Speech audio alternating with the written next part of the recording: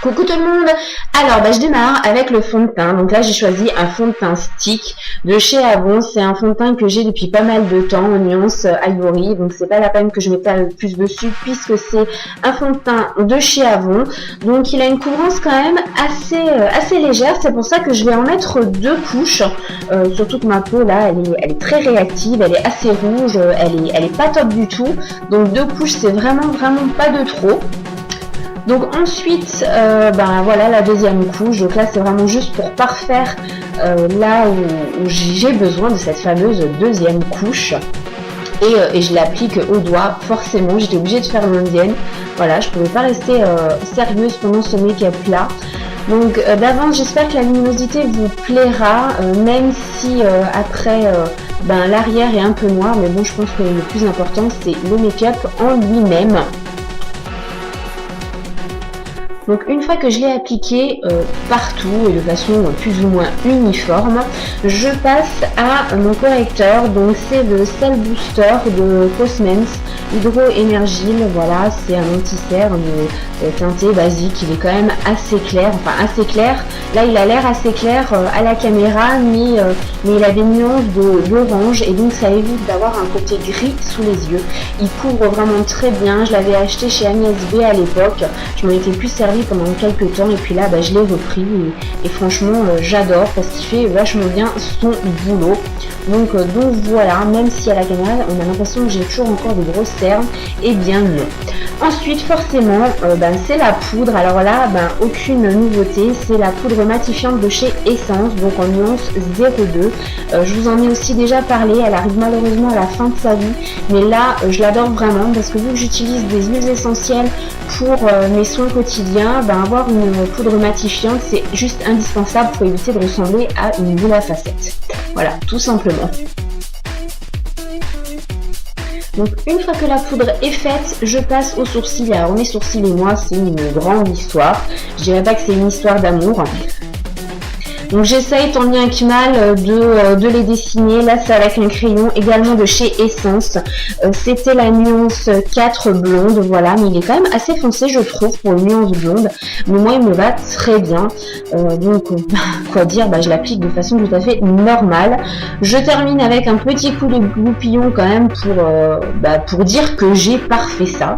Ensuite je passe à ma base pour paupières. Donc là c'est celle de chez Avon.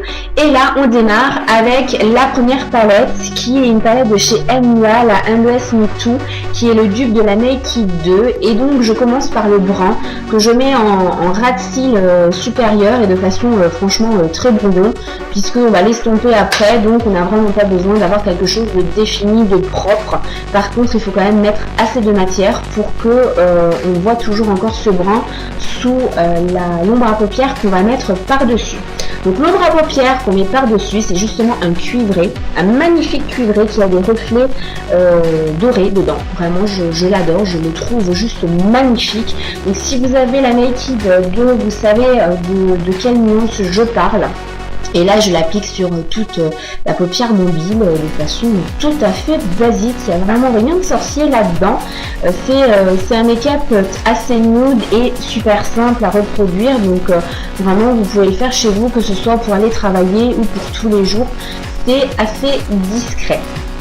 Une fois que j'ai fait ça, je m'attaque à une autre couleur. Donc là je vais utiliser également une palette de chez MUA qui est la MUAC, qui est la dupe de la Naked. Et là je fais la pseudo banane, en tout cas j'essaye, avec un vieux rose. Et je trouve que l'association du rose avec le cuivré est juste sublime.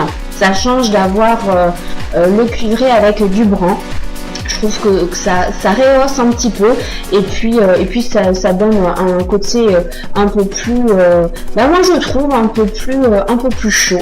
Donc voilà, une fois que la banane est à peu près bien des deux côtés, puisque le but c'est pas d'avoir un œil plus maquillé que l'autre, on passe à nouveau donc au brun qu'on avait utilisé tout à l'heure, mais là par contre on définit bien le trait puisque ça va être le trait définitif, donc il faut qu'il soit quand même plus ou moins droit.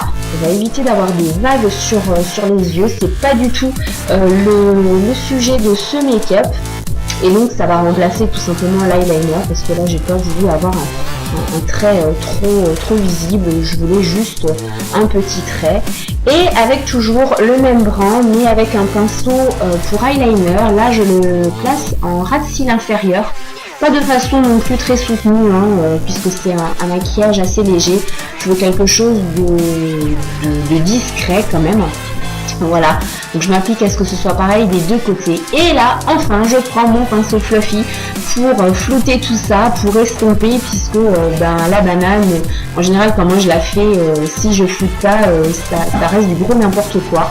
Donc là, j'utilise la nuance la plus claire du dupe, de la palette dupe de la Naked 2. Voilà, qui est juste sublime, qui donne un côté irisé à l'arcade sourcilière. Forcément, une fois qu'on a fini ça, on passe au mascara. Alors là, le mascara, c'est un mascara de chez Avon.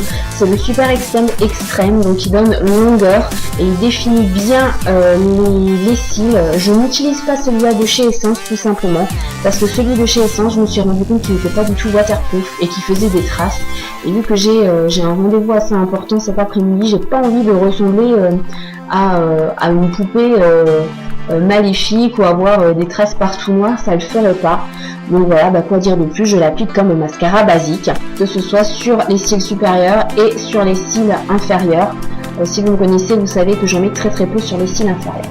Et on passe au contouring. Donc là, ça va être très léger, avec toujours le même blush. Je sais, vous en avez assez d'entendre parler de ce blush, mais c'est un blush de chez L'Oréal que j'ai depuis des années. Donc là, vu que j'ai le teint juste couleur aspirine, j'en mets très peu.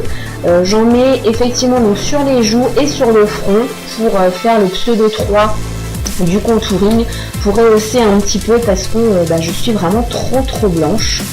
Donc voilà, avec un pinceau éventail. Et ensuite je passe au blush. Alors là c'est un blush que j'ai dans une palette de chez Avon. C'est un blush qui ressemble beaucoup à celui de chez The Body Shop de la nuance numéro 1. Voilà, il est très discret, il est juste sublime, un parfait corail. Et je termine avec ma poudre HD, ma poudre blanche fixant de chez Uma. Voilà, que je place en fait là où je veux avoir des touches de lumière. Et voilà, le make-up est terminé. Juste un peu de baume à lèvres pour hydrater les lèvres. Et voilà le make-up.